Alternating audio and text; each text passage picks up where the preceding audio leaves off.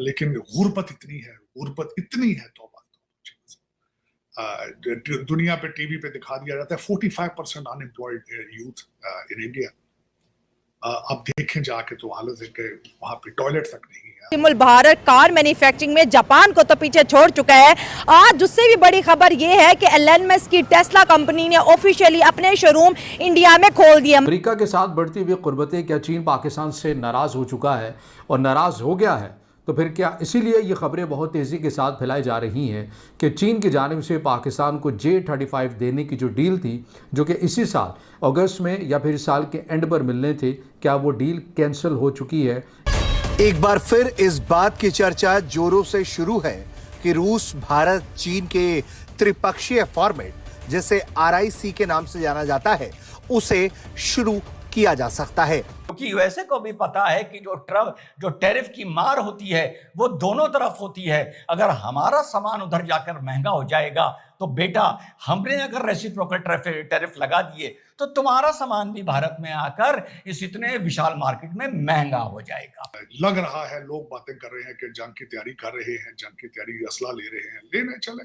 जंगों से देखते हैं कि अगर ये होता है तो फिर ठीक है। ये अगर हम सुजुकी और आल्टो की बात करें, ये छोटी कार में शुमार होती है। पाकिस्तान में इनकी प्राइस जो है 32 से 40 लाख के बीच और इंडिया में इसकी प्राइस 5 से 10 लाख के बीच। और आपको ये पता होना चाहिए कि आपके पड़ोसी मुल्क जो है वो रिसेंटली वहां से नए किस्म के मिसाइल ले रहे हैं और उन मिसाइल की सलाहियत ये है कि वो जहाज से जब फायर किए जाते हैं, रास्ते में उनकी डेस्टिनेशन चेंज करने की सलाहियत। आप ठीक एक साल बाद 2025 में वही लोग, वही स्टूडेंट, वही आप ये कह लें कि पॉलिटिक्स से ताल्लुक रखने वाले लोग जो हैं, वही कॉमन शहरी जो हैं, वो अब मोहम्मद यूनस के खिलाफ सड़कों पे निकल आए और पूरा बांग्लादेश जो है वो आग की मतलब जल रहा है। पूरा बांग्लादेश जो है। अभी आप यहाँ देख लें, आप आगे जाती हैं तो आपको यहाँ पे भी बहुत से बेगर्स नजर आएंगे जो कि विदाउट एनी हेजिटेशन मांग रहे हैं, क्योंकि उनको लगता है कि मांग के इजी है इंस्टेड ऑफ आप कहीं जॉब कर। लेकिन गुर्बत इतनी है तौबा। दुनिया पे टीवी पे दिखा दिया जाता है 45% अनएम्प्लॉयड यूथ इन इंडिया। अब देखें जाके तो हालत है कि वहां पे टॉयलेट तक नहीं है। मेरा ख्याल है इंडिया का बहुत बड़ा एक इलाका है, बल्कि पार्टियां इलेक्शन लड़ती हैं टॉयलेट का मैंडेट बना के। आप अंदाजा लगा लें कि हम टॉयलेट बनवाएंगे, तो वो समझते हैं कि we are bigger than America. हाँ, आपकी पॉपुलेशन बहुत ज्यादा है, उसकी वजह से अल्टीमेटली आपकी इकोनॉमी भी बड़ी होगी, लेकिन पैसा है तो सिर्फ 2 लोगों के पास है, अडानी और अंबानी के पास। बाकी दुनिया मेरे जैसे इधर उधर फिर रहे हैं। हमारा पड़ोसी मुल्क भारत कार मैन्युफैक्चरिंग में जापान को तो पीछे छोड़ चुका है। आज उससे भी बड़ी खबर यह है कि एलन मस्क की टेस्ला कंपनी ने ऑफिशियली अपने शोरूम इंडिया में खोल दिया। मतलब टेस्ला और एलन मस्क ने इंडिया में इन्वेस्टमेंट कर दी है और इस शोरूम में निहायत ही खूबसूरत किस्म की गाड़ियों को लॉन्च किया गया।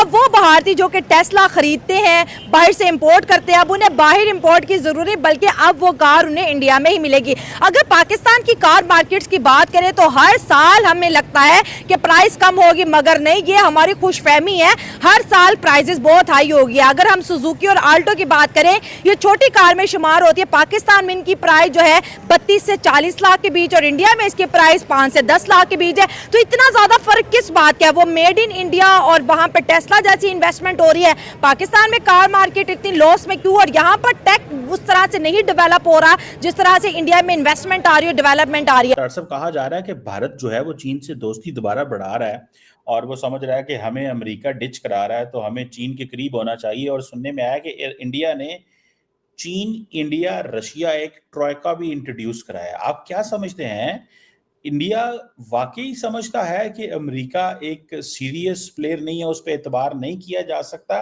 और ये एक नई अप्रोच जो है वो अडॉप्ट की जा रही है कि जिसमें ये चाइना के भी करीब हों और रशिया के साथ और चाइना के साथ एक ट्रॉयका भी इंट्रोड्यूस कराया जाए? चॉइस कोई नहीं, ये तो चॉइस कोई नहीं ना। जब अमेरिका ने छोड़ दिया है तो चॉइस कोई नहीं। एक जो कंट्री पहले अमेरिका के इंटरेस्ट को समझता था कि we are the only one, Indo Pacific के अंदर हम अमेरिकन इंटरेस्ट को प्रोटेक्ट करेंगे, वो सूट करता है चाइना को और रशिया को भी। अब देखें वो किस हद तक लेकर जाते हैं, ये एक क्वेश्चन है कि चाइना जो है वो किस हद तक जाता है भारत के साथ। लेकिन भारत की मजबूरी है इस वक्त इन कंट्री के साथ अलायंस करने की, मजबूरी है। चॉइस।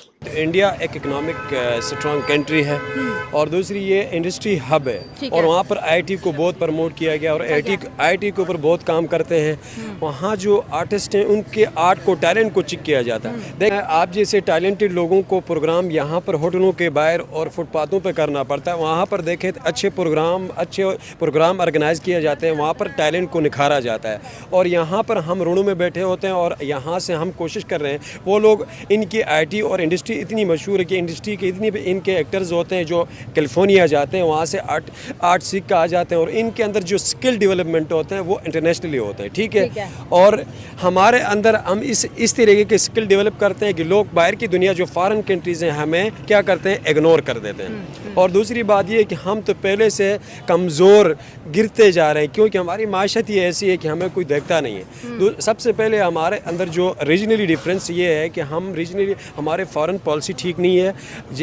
आप डिप्लोमेसी की तरफ से देखा जाए, गवर्नमेंट की तरफ से देखा जाए, इंडस्ट्री की तरफ से देखा जाए, आईटी की तरफ से देखा, हर शोबे में हम पीछे हैं। हम सिर्फ ये कह सकते हैं कि हमारा इंडिया हरीफ है, लेकिन काम में, ग्राउंड रियलिटी में हम इनका मुकाबला नहीं करते। या आज आईफोन की आप बात करें, यहाँ से हमारे जो ऑफिस हैं बारन, वो क्लोज हो रहे हैं, वहाँ इंडिया में न्यू इंट्रोड्यूस हो रहे हैं। ये तो सरप्राइज़ ही है। और टेस्ला की गाड़ियाँ हमने लाहौर में देखे, लेकिन बहुत महंगे रेट्स पे, करोड़ों में टेस्ला यहाँ पर पहुँचती है।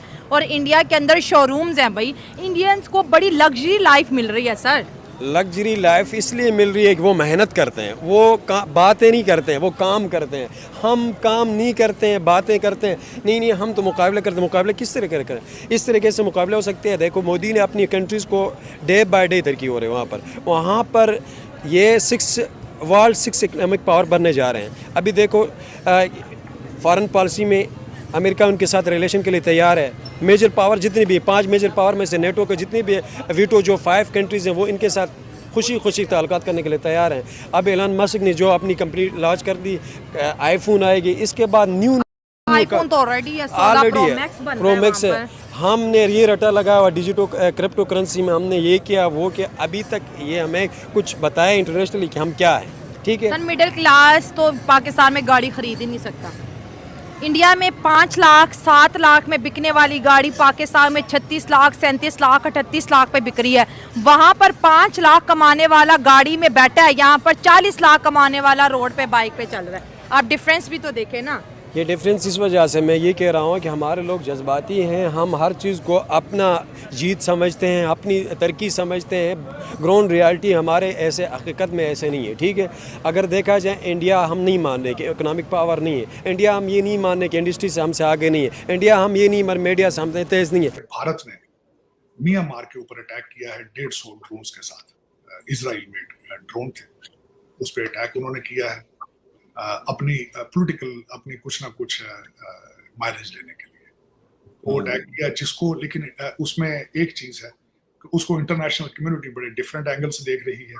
बल्कि मैंने इंटरनेशनल जो न्यूज़पेपर पढ़ रहा था, उसमें ये खबरें भी आ रही थी कि जो भारत की ये ख्वाहिश है कि to have a permanent seat of the national security, इस अटैक के साथ वो बिल्कुल उम्मीद इनको खत्म कर देनी चाहिए। बिल्कुल डॉक्टर साहब, ये एक इम्पॉर्टेंट चीज़ है कि भारत कभी म्यांमार पे हमला करता है या बांग्लादेश को पुश करता है, पाकिस्तान पे हमला करता है, तो एक ऐसे प्लेयर को क्या यूएन सिक्योरिटी काउंसिल में परमानेंट आना चाहिए? ज़ाहिर बात है। और एक डिस्प्यूटेड टेरिटरी चाइना के साथ भी है, पाकिस्तान के साथ भी है, इश्यूज मौजूद हैं।